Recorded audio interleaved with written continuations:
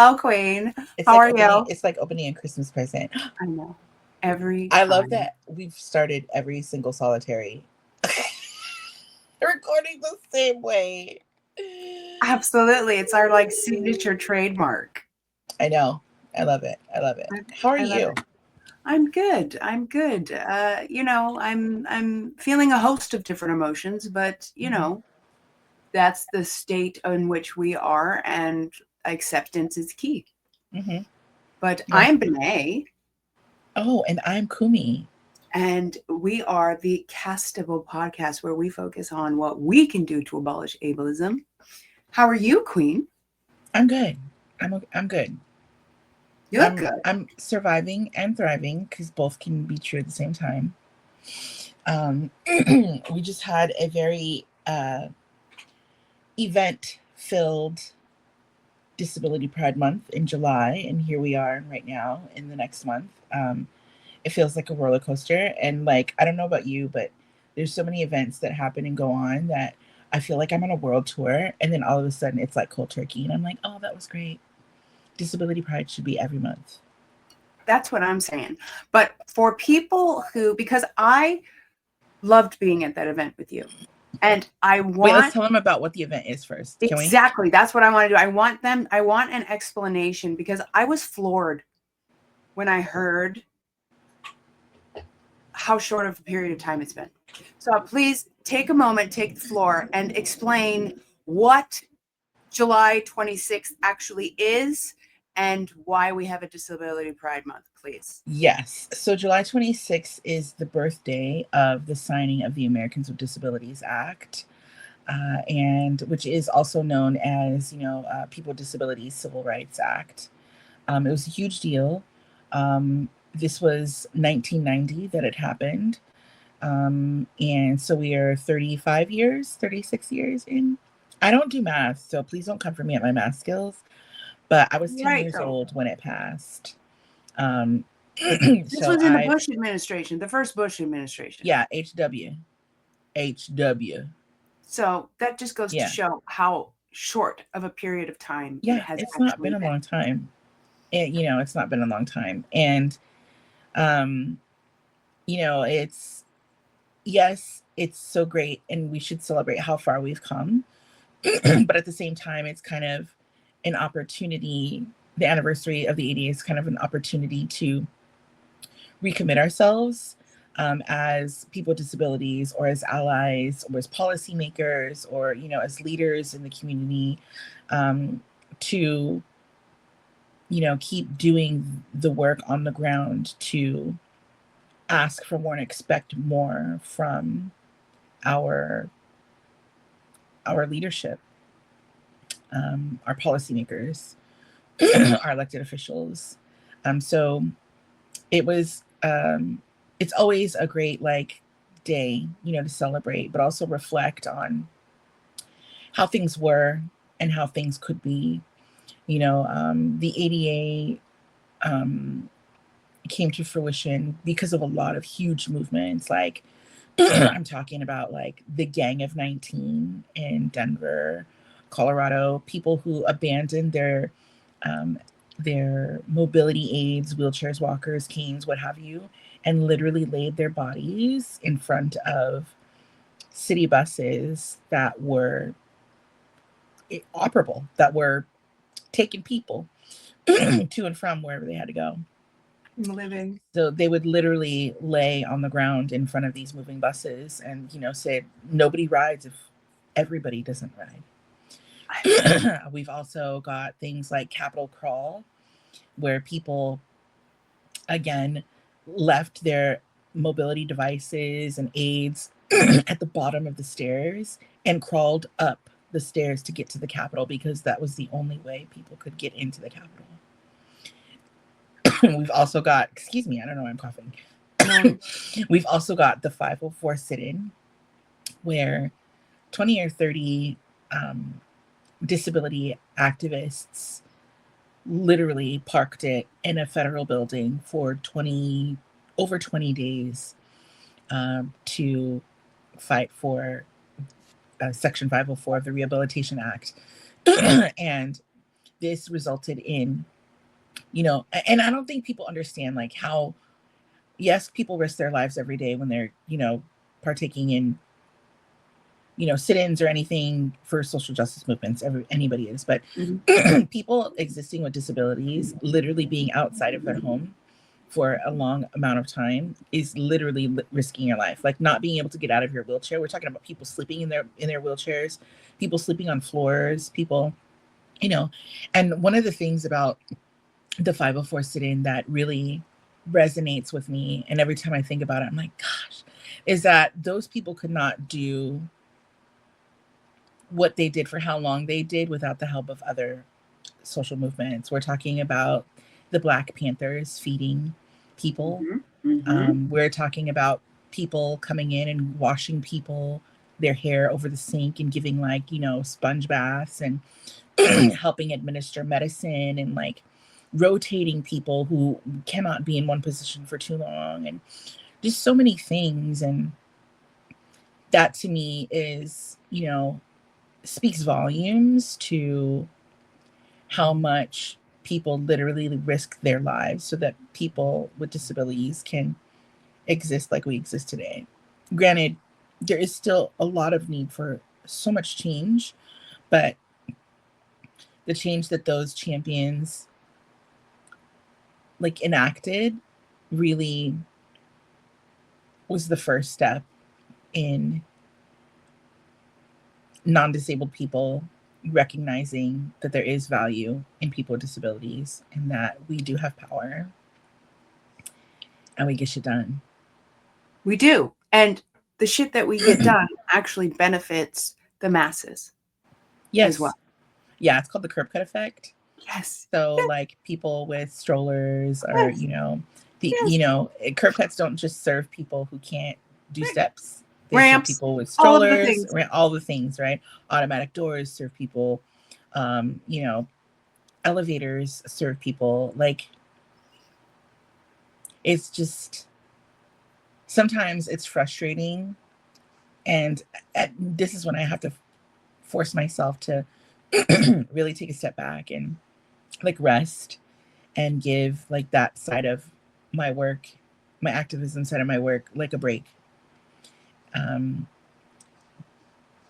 Because there's still so much to fight for. Like, you know, we're experiencing a housing crisis, and people are talking about the housing crisis, and that's great. And it's, yes, I 100% support any movement that, you know, is a positive response to the housing crisis. But we're also not talking about the lack of like infrastructurally accessible homes for people.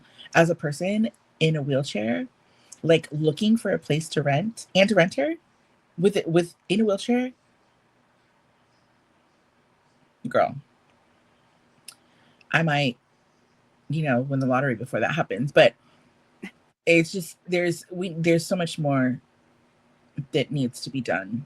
But I always like to preface that statement with the fact that we need to make sure that we as people are listening to our bodies and our minds and our souls, because we cannot continue to do this work if we're not here.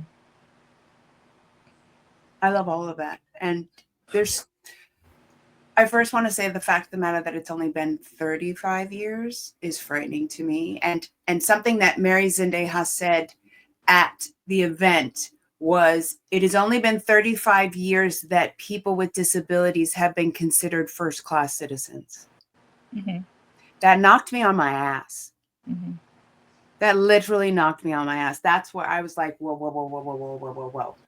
And there's another short little category that I want to go into, but the fact of the matter that the word you keep using over and over and over again is people, because they are people first.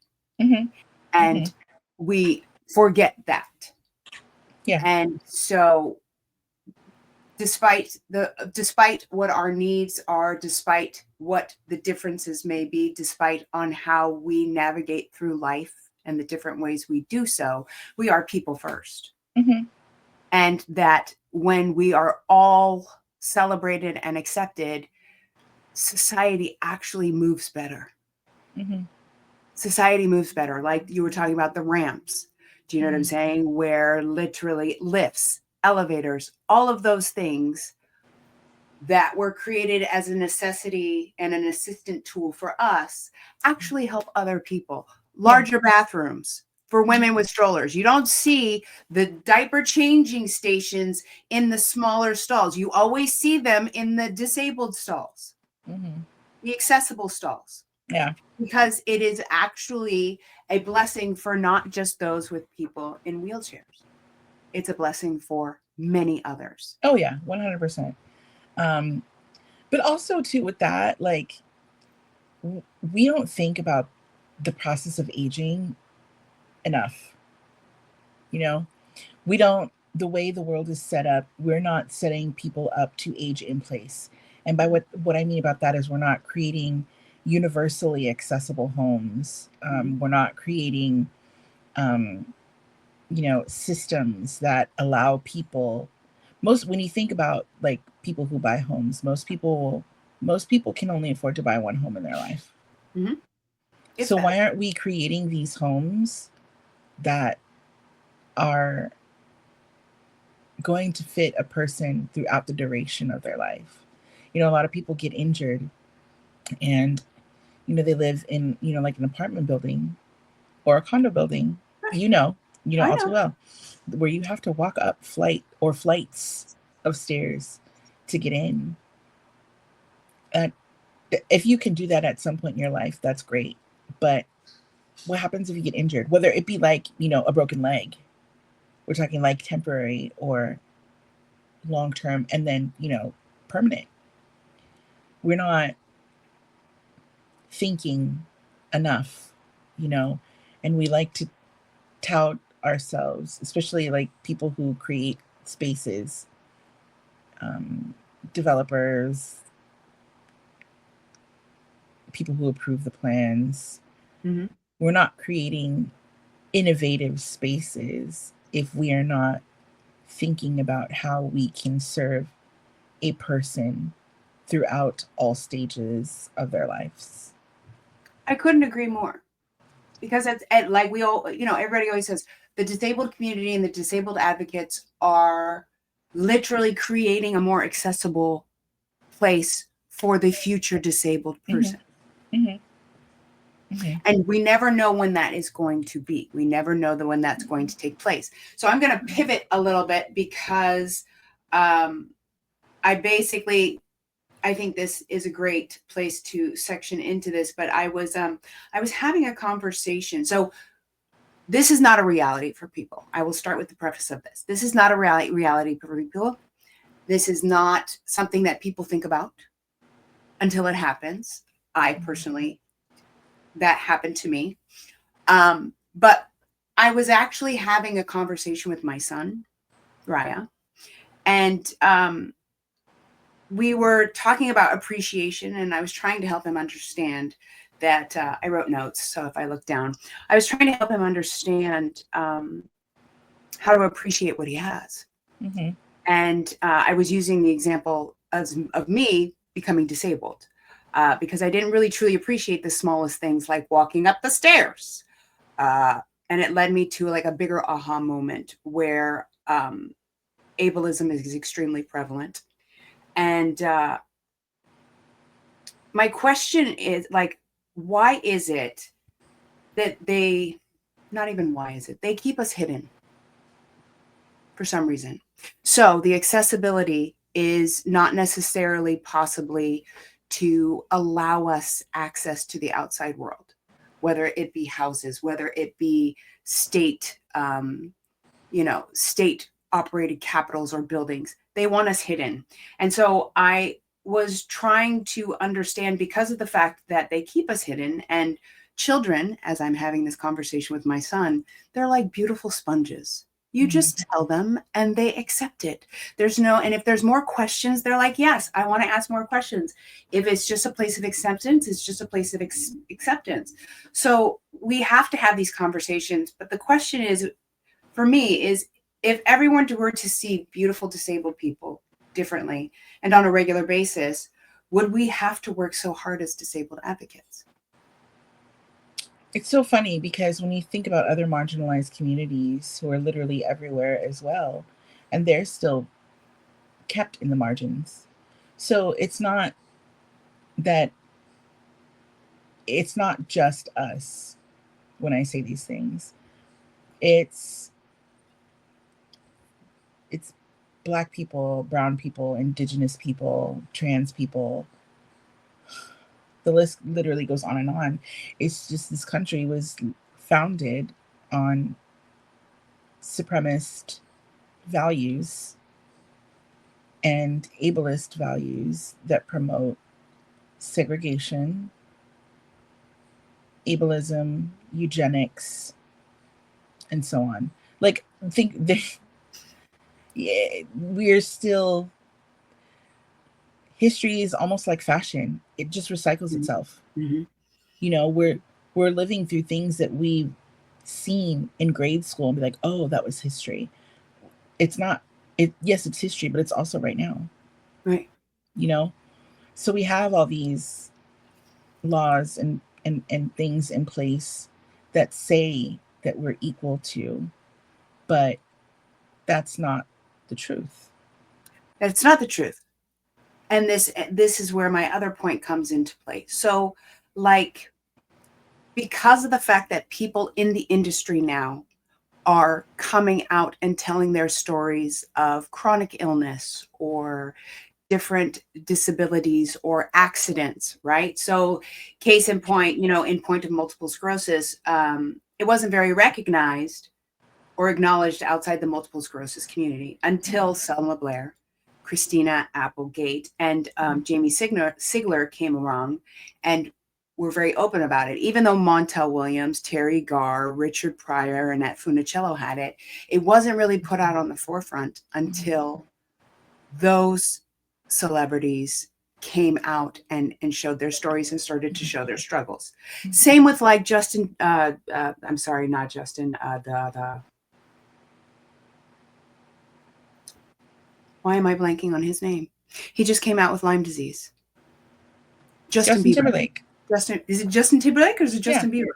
It's Justin Timberlake. Okay. Mm-hmm. So Justin Timberlake just came out with Lyme disease. Do you know what I'm saying? So now Lyme disease is now going to get a little bit of recognition, even though it's been around for a while. Mm-hmm. So with all of these very big entertainment people, and I just heard that Selma finished rapping, actually started acting again, mm-hmm.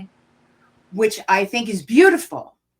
But my question is that if the entertainment industry were actively recognizing more of the disabled community and putting us in everyday life situations and showing us more on the television, mm-hmm. do you think that us as advocates would have to work so hard?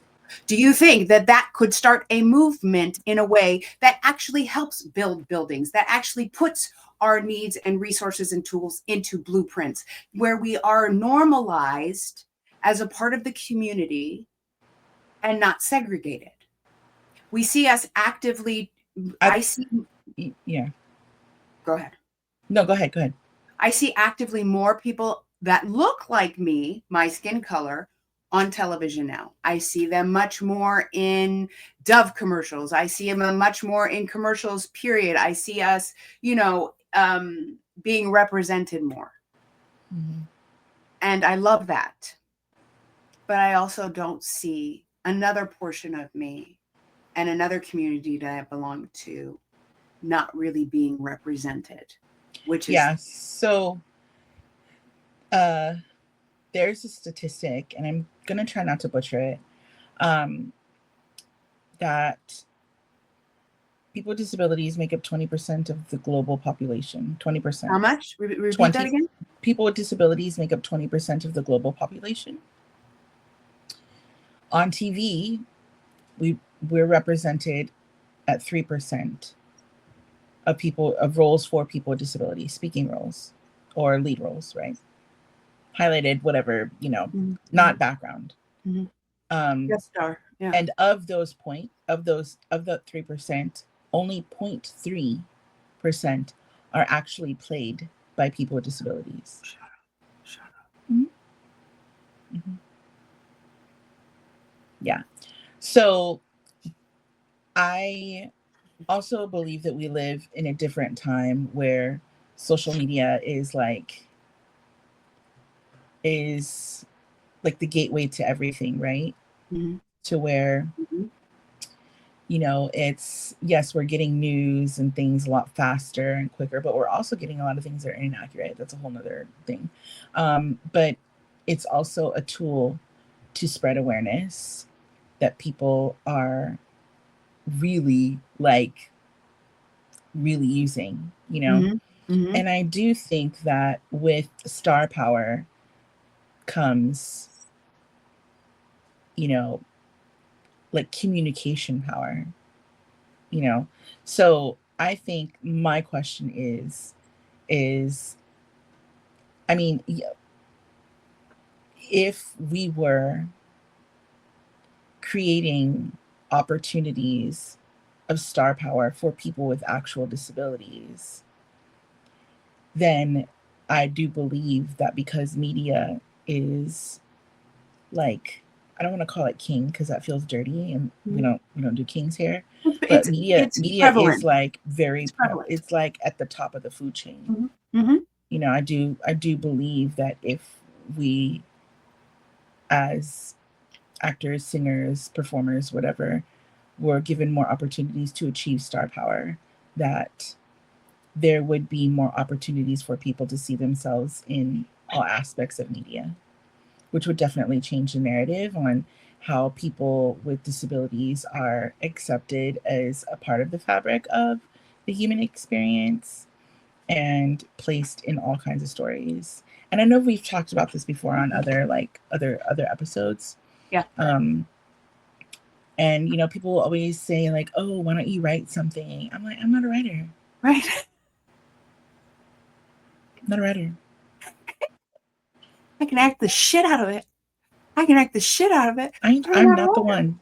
No. Right. Why do I have to create a new talent? Yeah, that's like and giving not the be responsibility to make change, putting it on the backs of people who are asking for the change. Thank And you. like, yeah. Could I write it? I could write it. Would it be successful? No. No. And then people are like, "Oh, you're not trying. I'm not a writer, bro. Like, you're not, we're not asking like people who want to play football to go create their own NFL. Right. What? Or write a movie about it. No. I think there is a huge gap in the way that story creators and storytellers are supposed to be responsible for creating a world through media that is inclusive of everybody. So and I don't like the word normalize, right, because there's nothing nothing that's not normal about the disabled experience or people with disabilities. I think it's all about giving us the respect that we deserve and acknowledging our presence. You think it's about, I completely agree with that. So my question moves then to, do you think like the new Judy Heumann movie that is coming out? I think it's very much needed. I think people absolutely need to know the history, just like they need to know about the ADA signing. Because again, that blew my mind that it was only 35 years where people with disabilities were considered first-class citizens. Do you think that this is all performative? Or do you think it's actually going to make a change? Do you think that we are actually going to move in the direction of acceptance? Or do you think that this is like the one performative thing that they're going to do for a little while and then we're going to move on to something else? One can only hope. One can only hope that it will be a shift in the change. But I mean, we've also got other movies that were epic, that have, and docuseries that move the needle, just not enough. Like, we've got Crip Camp, we've got Patrice the movie, we've got Adaptive. Have you not yet, but I'm totally, not yet. But like, it's just not. And the thing is there's so much internal issues in our community that have to be addressed as well. What do you elaborate? Oh, I mean, like, like just like there's internal racism in every race. I understand that. So I Mhm. understand. I can Mhm. speak on the internal racism between the Black community. Mhm. So what in the disabled community, because I'm learning still myself, Mhm. what are we talking about? Is it? To me, it's like, it's very centered. What we see is very much still centered on ableism and whiteness. Mhm. If you notice, what's successful is what shows just enough. Like it's almost as if creators and producers are saying, let's show this because it's just disabled enough. You mean like You don't want to get too disabled, right? A lot of the people with disabilities that we see on TV, if you take them out of the wheelchair, look able-bodied. Why aren't we putting more people that look different? So you're speaking in terms of A Different Man, that movie, A Different Man, versus the new show that's on, I don't know if it's Hulu, but Pulse, where there is a doctor in the emergency room. One of the leads in the cast is in a wheelchair, but she's beautiful. She's very attractive. Mm-hmm. Very attractive. She is in a wheelchair, but when you see A Different Man and you see him looking very different than the traditional just enough disabled person, if you were to see more of that, or even a mixture of both, or showing the differences in how we all operate through this world, you're thinking there would be a better understanding, and that racism in our community would, And ableism. It's mostly about ableism. Okay. Yeah. And there are even some like circles where it's like, oh, this is a disability inclusive spot, but for who? But are you taking disabled fat bodies? Are you taking disabled brown bodies? Like, are you accepting, disabled bodies with limb deficiency or with scars? It's interesting. It's like the picture is being painted, but we're still not creating a more inclusive picture. Yeah, it's interesting you say that, because I've been having conversations within my own head where I will notice that places are wheelchair accessible. And, but for those of us who are not in wheelchairs, but still have struggle with distance and walking, they're not as accessible to people like me. Yeah. So I understand where you're going, because I do feel that as well. Where there are, I understand there are blueprints and protocols, but when I went to see you with Marissa at the talkback, there were no disabled parking spots anywhere near. Mm-mm. And so I had to literally get there much earlier than I needed to, just to be able to walk at the pace, because I was going to have to stop and breathe or give my legs some rest, because it was spasming, and then literally had to walk to the back to access the elevator, to go up the elevator, all the way to walk back to the front again, and then walk, to the ballroom. Yeah. You might have heard this phrase before, but we aren't disabled. The environment is disabling. Say that again for the people in the back. And this is something that I found from activist Stacey Milburn, who since passed away, from Sins Invalid. We aren't disabled. The environment is disabling. Yeah. I love and that. Also too, I know, like, another thing in the disability community is that, like, I mean, this has nothing to do about access, because access to what we need as a people is difficult to obtain for financial reasons, medical reasons, whatever. But like, there's a lot of people that I've had conversations with where they're just like, I'm not ready to use a wheelchair. Mm. You know, and that's fine. Everything in your own time. Everybody's, I respect that 100%. But at what point are people who need it going to allow themselves to exist as they are 100% comfortably and without as much pain, or without pain, period? Stop screaming at me. I'm not, this is not just you. I mean, we have to talk about Melissa, because I'm thinking I'm literally getting to that point where I may just have to purchase, but then there's the cost that comes into play and all that. But you know, for that's what I'm long saying. distance, We don't have access to it. We don't have access to those kinds of things. Hold on, give me 1 second. No worries. Hey, it's on my wheelchair. I'm in a podcast. Okay. I love it. I love it.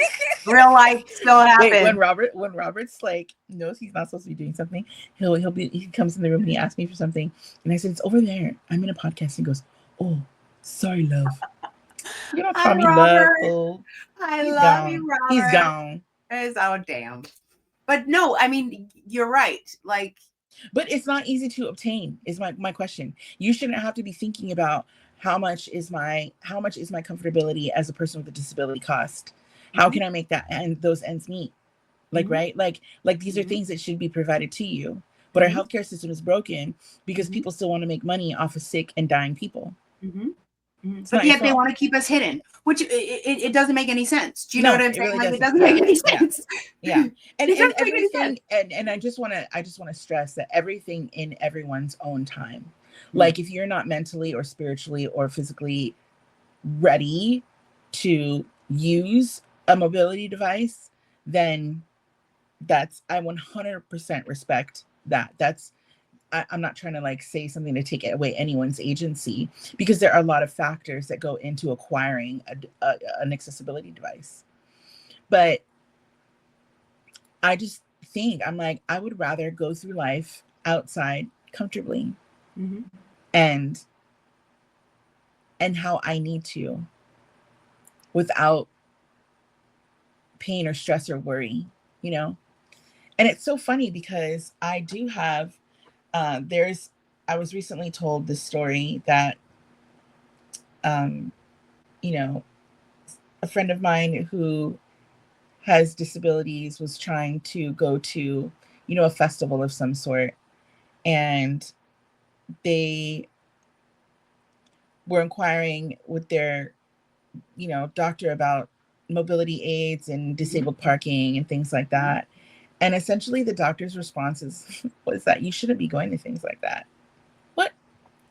Bitch. Literally, I don't mean to cuss, but like, I literally came out of my body. I was like, what does that mean? That disabled people aren't worthy of things that bring them joy? Disabled people aren't worthy of living outside or existing outside of their home, experiencing said joy? Hidden, which brings us back full circle. Yeah, but but people's mentality is that way because of how, I mean, it's not just disability either, but we could go down the whole gamut. Oh yes, well, as the beautiful word that I learned from you, the intersectionality of it. Yes, and it's like not just disability, but that's how some people with, you know, who still have those white supremacist, ableist, and sexist notions that this country was founded on, they can't shake it. But I just want to point out that it's definitely learned behavior, because there are millions of people much younger than those old farts. And I'm not ageist either. I mean old farts who don't think right. If you don't think right, you're an old fart. Right, but it's learned. It's a learned behavior. But it's a learned behavior. Coming back to my child. It can be learned. It can be unlearned. Coming back to my child. Literally, coming back to Raya. Yeah. So yeah, there's that. But this has been a great conversation. It's like, I know, it's sometimes uncomfortable to have such honest conversations because, well, I don't like calling people out, but I think sometimes people need to be called out. We have to. Yeah. We have to, and Yeah. I think for for the multitude of reasons why my journey has taken me to where I am right now. I am not one to sit quietly at Mhm. anything. Mm-mm. Mm-mm. I am Mm-mm. not one that was created the way I look, the way I present myself, Mhm. in this life as someone to sit idly by. Mhm. It's very interesting because I my transition was very painful, but Mhm. also because I didn't know that there was light at the other side. Mhm. So, where I have been in my feelings is, after um after singing with you at that performance, at that gala, that celebration, and that history lesson for me, um, something reawakened in me. Mhm. Something absolutely reawakened in me where I started singing again. It was like, oh my God, I actually walked in and re-embodied what I would feel on a stage or performing in front of people. But it also brought the uncomfortable circumstance and the uncomfortable feelings of a community that threw me out because of what took place in my life that has me navigating through life differently. Yeah. Yeah. And it's so funny because you say through it, strong words, threw you out. Threw me out. Yeah. Threw me out because there's nothing wrong with and this was the validating fact. There's nothing wrong with my voice. No, I there sang isn't. the shit out of that song. You did. You I did. sang the shit out of that song. It was beautiful, Queen. It was beautiful. And I So, find yeah. myself singing more now where I was silenced. Mhm. And Mhm. yes, it is definitely a mentality thing for me where I shut myself down, but it is also the reality that my community shut me out as well. Mhm. And that's 100. painful. But here Yeah. I am, not afraid to say it. Y'all kicked me out. Yeah. For what reason? I don't know. Yeah. And I guess to end like kind of on a positive note, because I believe in positivity and the power of Mhm. positivity, um, this whole discussion, I think what I hope, and maybe you could touch on what you hope for, but what I Yeah. hope people come away from this discussion with is one, yes, we've come a long way, but there still is work that can be done, and it can be done. That's a positive thing. It It's work can that be. can be done. It The absolutely second can. one is that while there is a huge lack of representation of true disability representation in all outlets of media, there are still possibilities to create that. So if you're like a disabled creator or producer, or you're an ally, then by all means there are many stories of people with disabilities, or not even, there are many stories in life that intersect with having a disability, or don't. Make it about disability or don't, but please include us. Absolutely. And what I mean by don't make it about people with disabilities is that you don't need to have a person with a disability in the ensemble. Mm-mm. Or you do need to have a person with a disability with ensemble, because people with disabilities exist everywhere. Mhm. If you're telling a story about love, or if you're telling a story about, a farm, there are people that live everywhere and have done everything. And Yes. if you aren't sure how to create that, talk to people. Talk to people. Talk to us. This is the beginning of relationship building. You know, just I just hope people come away from this conversation empowered by, one, maybe not feeling like you're alone in the things that you feel. Maybe some of the things Mhm. that we discussed are things that you feel as well. But two, just realizing that we are powerful. We do experience joy. We do experience, and we will keep experiencing success on all levels, whatever success looks like to anybody, because success is relative. Absolutely. But the fact of the matter is people with disabilities do and are capable 100% of experiencing disabled joy, disabled love, disabled success. You know, disabled wins across the board. Absolutely. Absolutely. And I will say that the reason why I had that epiphany was not to be a Debbie Downer, because before I was very angry about it.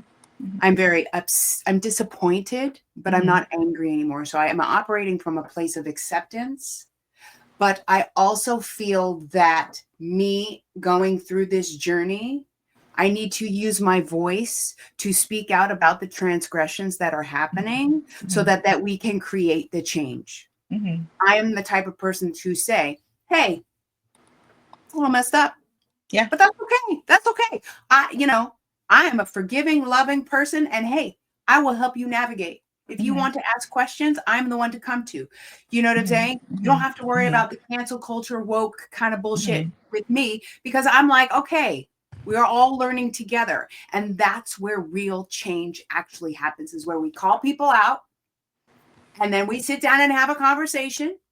No disrespect, honoring each person's knowledge or lack thereof in these situations, but then conversations happen.